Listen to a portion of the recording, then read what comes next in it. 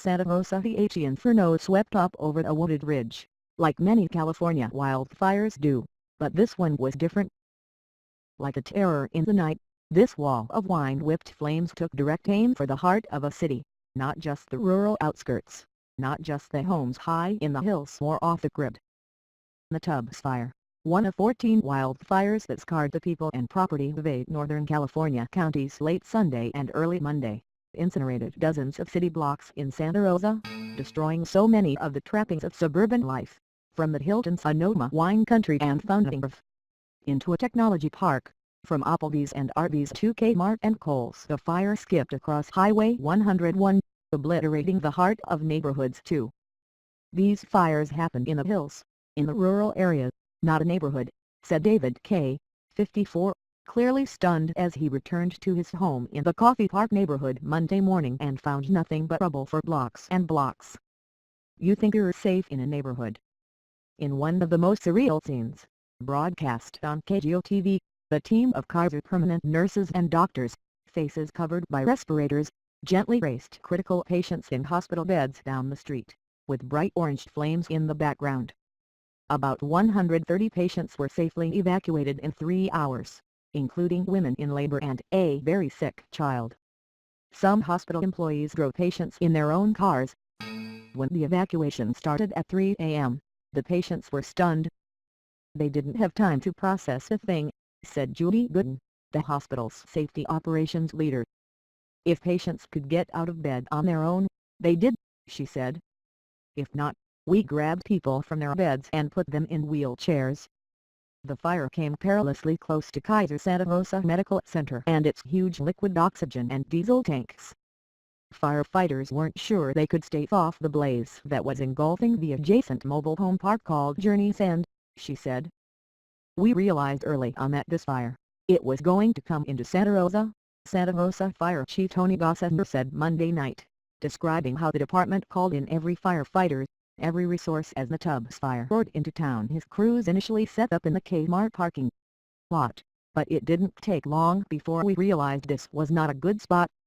The big box store was one of dozens that burned down.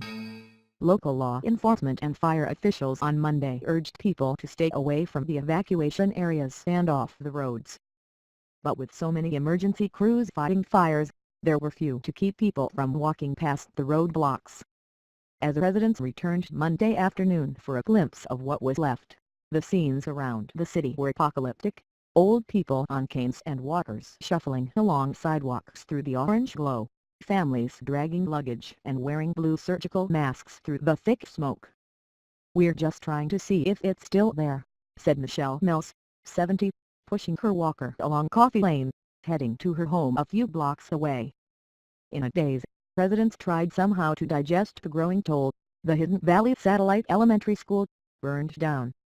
Willie's Wine Bar and Cricklewood Restaurant on Old Redwood Highway, destroyed.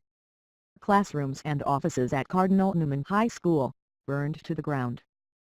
So was Fountaingrove's historic round barn, built in 1899. The east end of the Luther Burbank Center for the Arts was scorched, as was part of the Quayside Technology Park, where a BMW and Audi in the parking lot were burned out.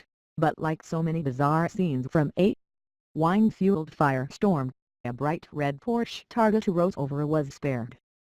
So was the Charles Schultz Museum on the west side of Highway 101. Residents of this city of 175,000 fled in the middle of the night, with nothing but their pets, and many without them, and returned Monday to nothing but ruins. In the rubble of the Coffee Park neighborhood, Patsy and Heinz Streckfuss found nothing but a brick fireplace. "Oh God! That's our house," said Patsy, 76, as she came upon the wreckage. The couple had just replaced all of the wooden floors and built a gazebo out back. The whole block is gone. In fact, every block as far as she could see was gone. And so was her calico cat, Rosie, who had bolted into hiding the night before. "Rosie, Rosie," she called out. "Rosie."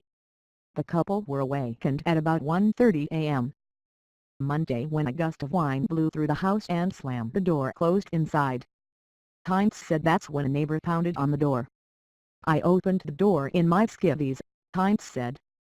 "You better get your clothes on and get out of here," his neighbor said. They could see flames at the end of the block. They quickly dressed and jumped in the car to drive away, with nothing but his phone and her purse. They spent the night in a Raley's supermarket parking lot across town.